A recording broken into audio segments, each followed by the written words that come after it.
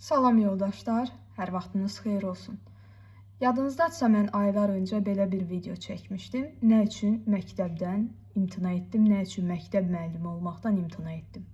Bəzi insanlar bunu dediyim zaman məni günahlandıranlar da oldu, dəstəkləyənlər də oldu. Əsasən günahlandıranlar var idi ki, hər bir halda bütün şagirdlər mütləq tərbiyə olunmalıdır, kurikulum və s. və ilaxır.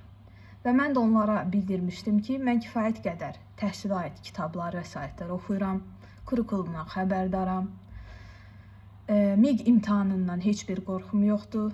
Bir müəllimin savadını ölçmək üçün sadəcə MİQ imtahanı deyil. Bununla yanaşı siz onun şagirdlərinin nəticəsi və onun öz şəxsi nəticələrini də görə bilərsiniz. Və məktəbdən uzaq qalmağımın əsas səbəbinin də bəzi tərbiyə oluna bilməyən uşaqlar olduğunu bildirmişdim. Hansı ki, bu uşaqların tərbiyəsi sadəcə bir müəllimlə və hətta bəzən valideynlə belə məhdudlaşa bilmir. Hansı ki, onlara ciddi nəzarət lazımdır, çünki onlarda fərqlidir düşüncə və onlar, necə deyərlər, məktəb mühitinə uyğun deyirlər və orada tərbiyə oluna bilməzlər. Ancaq bizim bəzi insanlarımız gözləyir ki, müəllim 45 dəqiqə ərzində öz fənnini öyrətməklə yanaşı şagirdə çox böyük əxlaqi dəyərlər daşlasın. Şəxsən mən repetitorluq xidməti ilə məşğul olsam da və öz, necə deyərlər, YouTube üzərindən məktəbimi qurmağa çalışsam da, şagirdlərə hər zaman dəyərlər aşılamağa da çalışmışam. Mən biznesmen deyiləm, mən yenə də müəlliməm.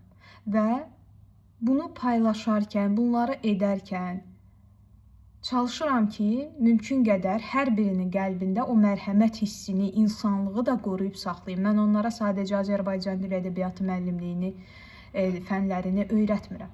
Eyni zamanda onlara tərbiyə də verməyə çalışıram və öz əxlaqi dəyərlərimdən onlara örnək olmağa da çalışıram ki, insanlar görsünlər ki, müəllimlər necədir, onlar hansı keyfiyyətlərə malikdir. Ancaq mən bir irad bildirmişdim tərbiyə oluna bilməyən uşaqlar barədə. Hansı ki, o uşaqlarla bir parta arxasında, bir sıra arxasında mən də oxumuşam, mən də oturmuşam və necə əziyyət çəkmişəm. Əvvəllər şagird olaraq əziyyət çəkirdim. Çünki çox tərbiyəsiz uşaqlar var idi. İnanın ki, hər dərs biz söyüş eşidirdik, hər dərs dava eşidirdik, müəllimlərə yetərincə haqq hüquq vermirdilər, direktorlar sustururdular ancaq müəllimləri. Mən hələ də xatırlayıram və buna dair kifayət qədər danışa bilərəm bu barədə. Direktorlar arxada durmur. Niyə? Çünki valideynlər var. Bəzi valideynlərin də arxası var və nəticə etibarilə məktəbdə həmin şagirdləri, mənim artıq onlara şagird deməyə də dilim gəlmir, həmin o insan görünümlü o varlıqları qova bilmirdilər və şagirdlər həm təhsilə mane olurdu, həm digərlərinin tərbiyəsini pozurdu, həm də həqiqətən ciddi mənada hər tənəffüsdə demək olar bir-birlərinə zərər yetirirdilər. Və mən həmin məktəbdə olan bir şagirdin hazırda qətl üstündə həbsdə olduğunu da bilirəm. Başa düşə bilirsiniz? Bu uşaqların axırı hara gedəcək? 45 dəqiqə boyunca bir müəllimdən siz nə kimi bir tərbiyəvi cəhət gözləyə bilərsiniz? Hərəsi biraz verdi, yaxşı. Sizcə bu ayrılıqda kifayətdirmi?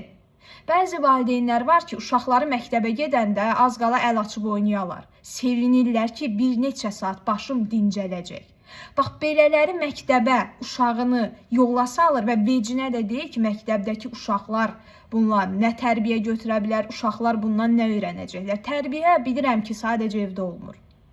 Tərbiyəni mühit də formalaşdıra bilər. Məktəb mühiti də ola bilər, sinif mühiti ola bilər, dost mühiti ola bilər. Və siz övladlarınıza yetəri qədər zəmin yaratmalısınız ki, övladınız məktəbə gedəndə, digər yerlərdə özünə yer seçsin, özünə düzgün dost çevrəsi qura bilsin. Müxtəlif fikirlər var, bəlkə müəllim kimisə zorakılığa məruz qoyub. Ola bilər ki, məsələn, hər hansı bir yerdə, hər hansı bir müəllim həqiqətən şagirdi zorakılığa məruz qoysun. Mən buna da qarşıyam, mən özüm də müəllim zorakılığına məruz qalmışam. İnanın, məruz qalmışam və hələ də o məndə bir acı kimi dayanır. Ancaq bu demək deyil ki, mən həmin müəllimi nəzərə alım və bütün həmkarlarımıza dil uzadım. Bu mənə yaraşmaz. Mən çünki dərk edirəm ki, bu peşə ilə bağlı deyil, bu şəxsiyyətlə bağlıdır. Əgər zorakılığa məruz qalırsınızsa, siz mütləq lazımi qurumlara məlumat verə bilərsiniz düzgün, dürüst şəkildə, şər atmayaraq.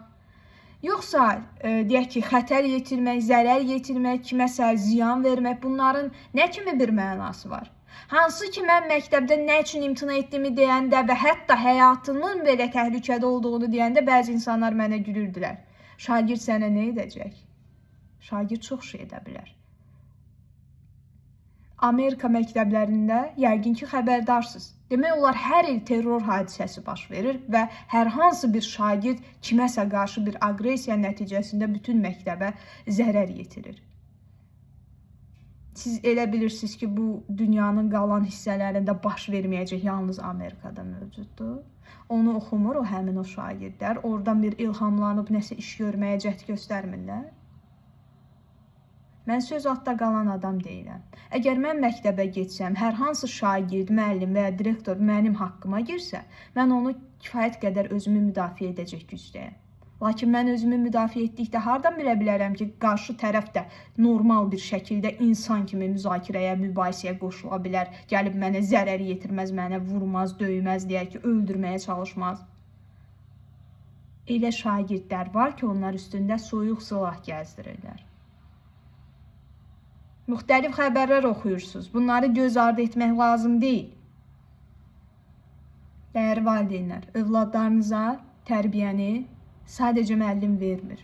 Bunun əsasını siz qoymalısınız ki, müəllim bunun ardını, davamını gətirsin. Hazırda sağlamlığında problem yaranan, başına hadisə gəlmiş riyaziyyat müəllimimizə can sağlığı arzu edirəm. Ümid edirəm tez bir zamanda həm mənəvi, həm psixoloji, həm fiziki olaraq toparlanar və tez bir zamanda öz sevdiyi işinə, fəaliyyətinə geri dönər və bu hadisələr onda yəqin ki, daim xoş olmayan bir xatirə kimi qalacaq. Amma ümid edirəm ki, bunun üstəsindən gələr və tez bir zamanda yaxşı olar hər şey. Və inşallah ki, həmin şagirdlər kimlər ki, buna səbəb olub, ümumiyyətlə, səbəbkarlar kimdir? Hamısı cəzasını tapar. Mən bunu arzu edirəm. Və yəqin ki, mən yenə də məktəbə getmək barədə düşünsəm, bu hadisələrdən sonra və yenə də vaz keçərəm.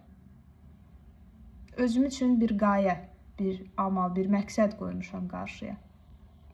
Öz məktəbimi yaratmaq. Təbii ki, bu zaman mən dövlətdən ayrı bir bina tikib, özüm üçün məktəb yaradıb, orada müəllimlik etməyəcəm. Söhbət bundan getmir. Çalışacağım ki, var gücümlə çalışım, ölkəmizin dörd bir yanında olan hər bir vətəndaşımıza ən azından öz fənlərim barədə kömək edim. Məndən inciməyin. Bəziləri deyir, məktəbə getmirsiniz, nə üçün məktəb müəllimi deyirsiniz? Hətta məni qorxaqlıqla günahlandıranlar da olub. Mən sadəcə gülə bilərəm. Mən kifayət qədər faktları sizə sadalamışdım, demişdim.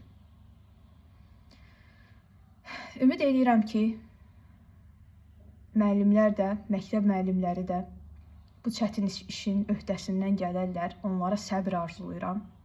Məqsədim müəllimləri məktəbdən yayındırmaq deyil. Lakin öz payıma mən deyirəm ki, həmin məktəblərdə lazımi hüquqlar, haqlar bərpa olunmadığı müddətcə mən ora addım atmayacağam.